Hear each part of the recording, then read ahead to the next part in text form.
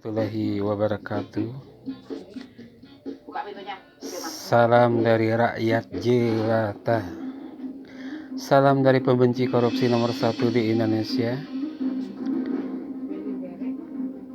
Gotong royong ya, di negara yang berdemokrasi ya, itu sudah digaungkan ya dari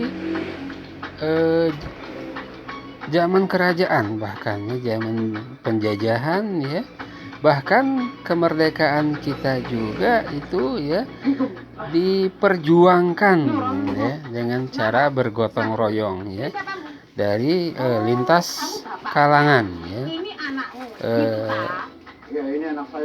Jadi saat ini juga gotong royong itu sangat diperlukan ya dalam menjalankan roda pemerintahan atau menjalankan ya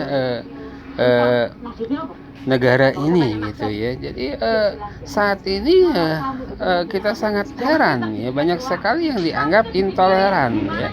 Padahal negara kita ini adalah negara gotong royong ya, atau negara demokrasi. Seharusnya yang jangan dulu menganggap intoleransi atau penentang gitu ya, penentang pemerintah ya, yang nggak pro sama pemerintah itu belum tentu ya dia yang salah ya. Bahkan kadang-kadang ya bisa jadi pemerintahnya yang salah ya. Tapi ya kita makanya tidak ada habis-habisnya ya yang dinamakan dengan anti pemerintah ini gitu ya. Nah, karena apa? Karena kita sudah melupakan apa itu yang dinamakan dengan gotong royong ya. Seharusnya ya yang dianggap penentang pemerintah itu jangan dihukum, jangan ditangkap-tangkepin, tapi diajak duduk bersama ya. Apa keluhannya? Apa yang dia protes gitu? Apa yang menjadi usulan mereka ya? Nah, mereka juga bagian dari negara ini ya. Jadi intoleransi ya, penentang atau anti pemerintah itu mereka juga punya alasan ya. Mereka juga punya pendapat ya. Mereka juga punya masukan, tapi terkadang ya masukan mereka itu tidak digubris sama pemerintah, yaitu yang pertama. Yang kedua, pemerintah ini udah dianggap tidak pro rakyat lagi ya, tidak mementingkan kepentingan rakyat kecil, apalagi malah ya. Jadi sangatlah wajar ya jika saat ini banyak orang yang protes ya, demo segala macam, membentuk organisasi-organisasi untuk menentang kebijakan pemerintah yang sudah tidak relevan lagi ya.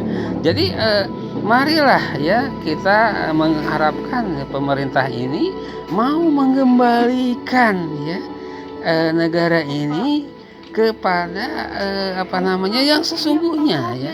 Negara berdemokrasi itu adalah negara duduk bersama ya, di antara pemuka masyarakat dan pemerintah, diajak, diterima masukannya, atau rapat bersama, atau bila perlu ya rakyat yang buat undang-undang ya.